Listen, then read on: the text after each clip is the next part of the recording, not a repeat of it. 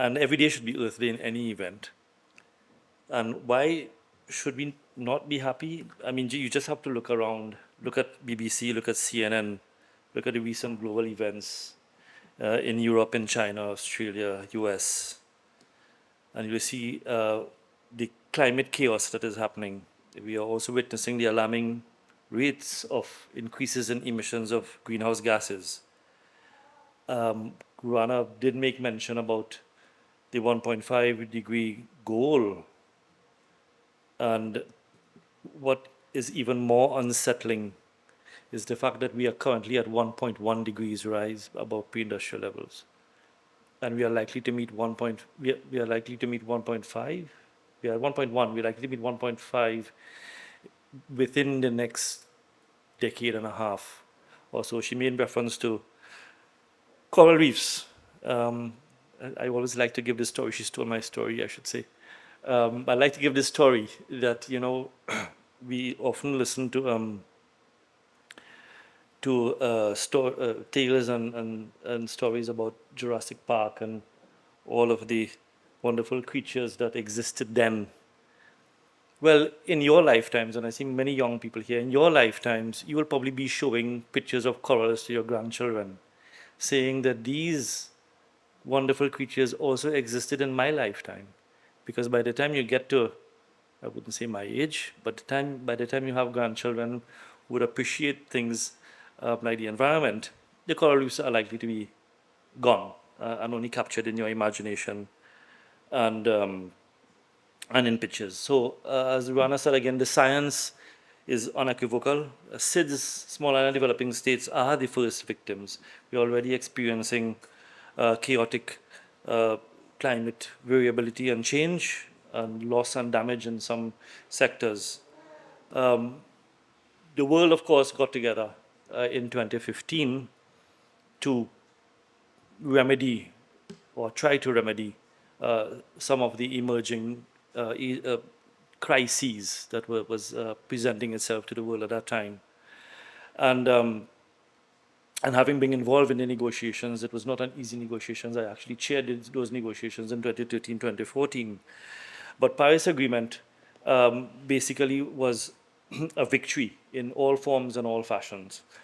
It was the turning point actually in climate change diplomacy, because as Rana said, there was this notion of historical responsibility of those who were emitting were responsible, and therefore those who were not emitting were the victims and so on, which is largely true and basically forms the basis of equity in the minds of some states.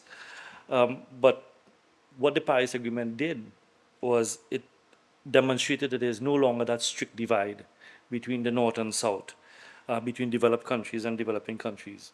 The geopolitical landscape evolved and continues to evolve. So, for example, the G20, which constitutes the world's most developed economies and emerging ones, accounts for about 80% of global GDP, about 75% of international trade, and 60% of the total world population. And by no surprise, accounts for between 75 and 80% of global emissions. So when we talk about accountability and responsibility, the sharp divide between North and South, between developed countries and developing countries, has been blurred to a large extent. The Paris Agreement, of course, recognizes that every country then has to do its fair share, from the most advanced OECD country to the least developed country, island state somewhere. They have to demonstrate mitigation ambition. They have to show that that they are contributing to the solution. That does not, of course, detract from the primary responsibilities of developed countries in providing finance and technology and building capacities in developing countries. And those commitments are, for all countries, reflected in the nationally determined contributions, as was said before. But now, every country also has to account internationally for its NDC and whether they are achieving it or not, and why they are not achieving it. And that is part of the enhanced transparency framework that will feed into the global stocktake that that is the subject of this gathering here this evening. So the global stocktake, therefore, is a critical moment in transparency and accountability for countries to own up to their actions and to take further action on course correction, or what needs to be done to fill the gaps. I think Rana said it. We are not where we should be, and we are not headed to where we should be headed. No one speaks of 2 degrees in the Paris Agreement. Again, everyone speaks to 1.5. You hardly hear anything about 2 degrees. Of course, Trinidad and Tobago is also taking its own stock, in a manner of speaking. And we have developed over the years a very proactive climate agenda aimed at harmonizing climate action with national development, which is consistent with the government's recognition that climate change is a national development issue. Our nationally determined contribution, as many of you would know, addresses emissions in the power generation, industry, and transportation sectors, and perhaps is the most ambitious NDC in the region. It also contains an unconditional, meaning not conditional on receiving finance, international finance, an unconditional commitment to reduce emissions in the public transportation sector. So accordingly, for us here, the approach is to develop the requisite policy, legislative, institutional, and administrative enabling environment to facilitate ambitious climate action as a holistic approach. Because you can have all the finance in the world, if your own domestic situation does not allow you to implement actions, the finance will mean nothing. So that's, as a first step, is where we are headed. So to this end, we have done, or we have undertaken and achieved several actions. So we have, as you may know, a national climate change policy which was laid in Parliament in 2011 and has a built-in revision clause for it to be revised every 5 years. That would have brought us to 2016. But if you go back in the chronology, 2016 was the year in which the Paris Agreement entered into force.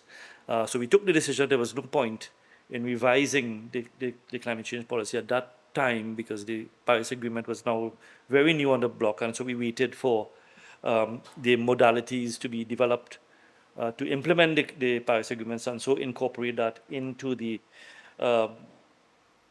climate change policy, which is now done. I'm happy to announce, and hopefully soon will be adopted and laid in Parliament. So stay tuned. As part of the policy framework as well, it's not only about adaptation and mitigation as the two broad branches of climate change action, but it's also about what has come to be known as the just transition. The just transition, we speak of equity, and the just transition of the workforce. And this is an issue. This is just transition is just a new word, Rana, for response measures, which was an old bugbear in the negotiations, where it is now consistent with the principle of no one being left behind. So that when we transition to a low energy economy, those who depend on the energy industries and oil and gas and so on will be retooled, will be reskilled, will be reschooled to embrace the skills that would be required in a low carbon economy. But it's not only about mitigation. So we also recognize that there are persons who will be disenfranchised by the adverse impacts of climate change. So persons who depend on conch and cascadoo and some of the natural resources for sustainable livelihoods. If climate change impacts on those resources, then they will also be disenfranchised, but for totally different reasons. So part of the just transition argument from our side, is that no one should truly be left behind, and so that everyone, whether you are employed in the oil and gas and preparing for the new dispensation, or whether you are disenfranchised from the adverse impacts of climate change, all should be given equal and fair treatment in keeping with the principle of equity, so that no one is left behind. Similarly, for the transportation sector, we are in the process of finalizing an e-mobility policy. Several things have, that is for electric vehicles. Some things have gone ahead in a good way, a very good way. So you would have heard in the budget recently, in the last budget, I think it was, that the taxes and the import duties on electric vehicles have been removed. That is to bring price parity relative to ICE vehicles. It still remains fairly more expensive. Hopefully more will be done to reduce the cost of electric vehicles.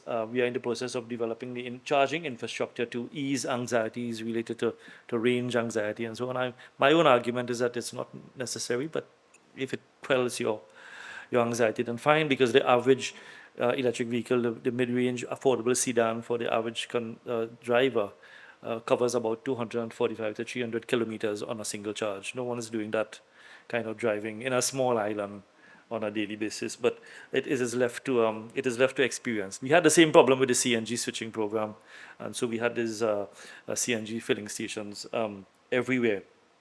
But that is also being addressed.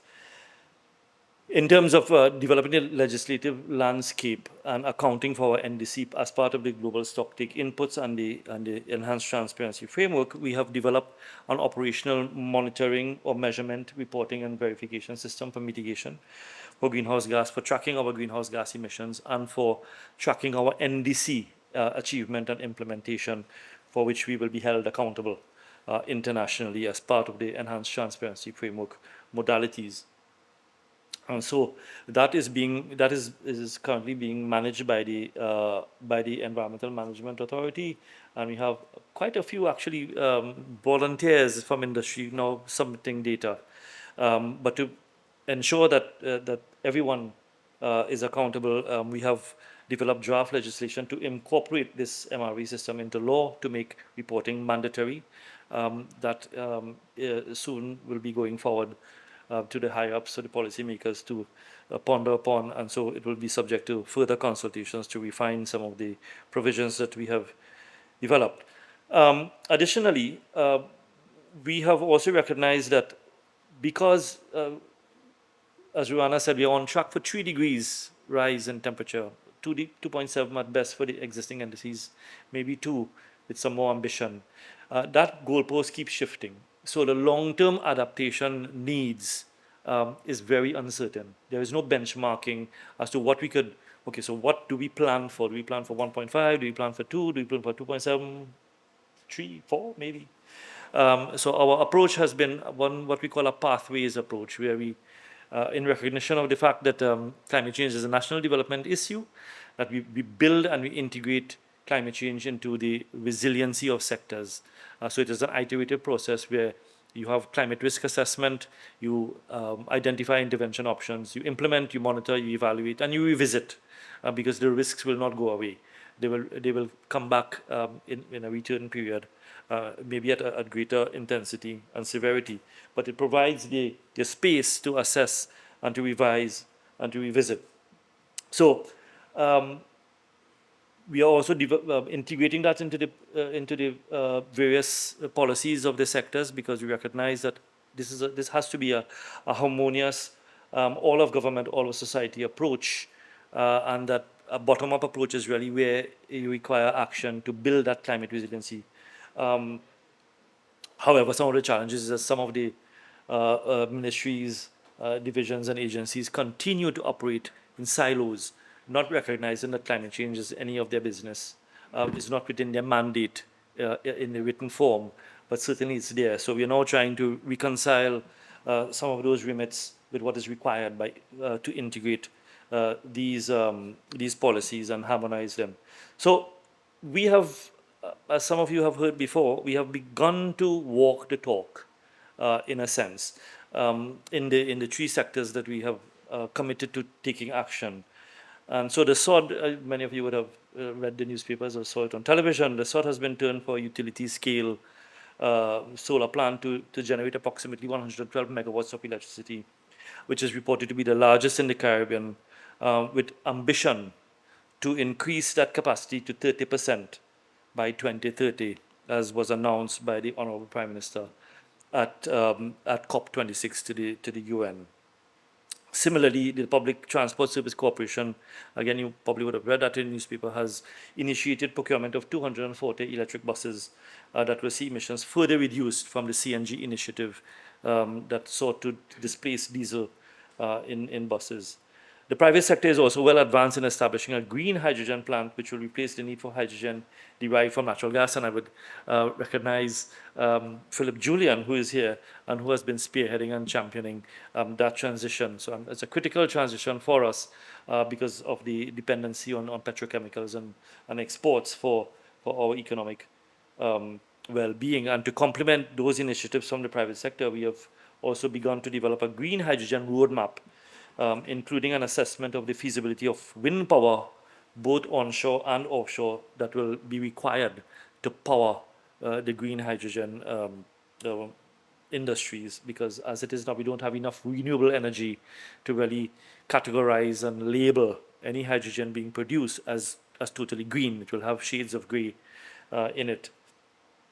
So, but as you would appreciate, it's all new to us, given that we are an oil and gas dependent economy. Some things that some people have known all their lives, and so change is always required, and sometimes change is difficult. But what it demonstrates by the actions that we have taken is that we are willing to go boldly and explore new and sustainable frontiers. Of course, indeed, to do otherwise would leave us way behind, because we already have to play catch up.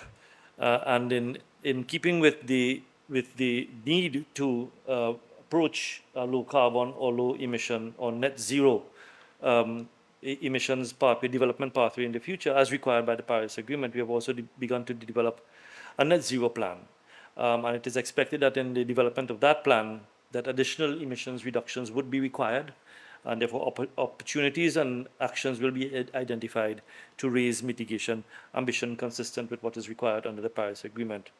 We are also at the initial stages of developing a carbon pricing policy.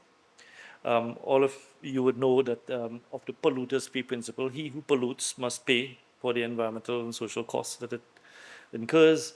The national environmental policy is premised on the polluters pay principle. Much of international environmental law is premised on the polluters pay principle. And some of the legislation we have, or the EM Act and its rules, is premised on the pollution pay principle. But here's a surprise. Carbon pollution in Trinidad continues to be free. No one pays for carbon pollution, and as a result, carbon pricing or putting a price on that pollution is something that is well established internationally and considered to be best practice in terms of providing incentives or disincentives, depending on how you look at it, to reduce emissions further. So we are developing a carbon pricing policy, and as well a carbon trading policy, as pursuant to the agreements and the decisions taken under the Paris Agreement for market mechanisms in trading carbon. So I don't want to be long. I only have 10 minutes. I'm sure I exceeded it already, because I could talk about this for months, as many of you know. Trinidad and Tobago is taking climate action seriously, I want to submit, both from mitigation as well as adaptation perspectives. Of course, to do otherwise will be at our peril. And we are engendering an all of government, all of society approach, because climate change is everybody's business. And you know how they say Trinidadians like to mind people business?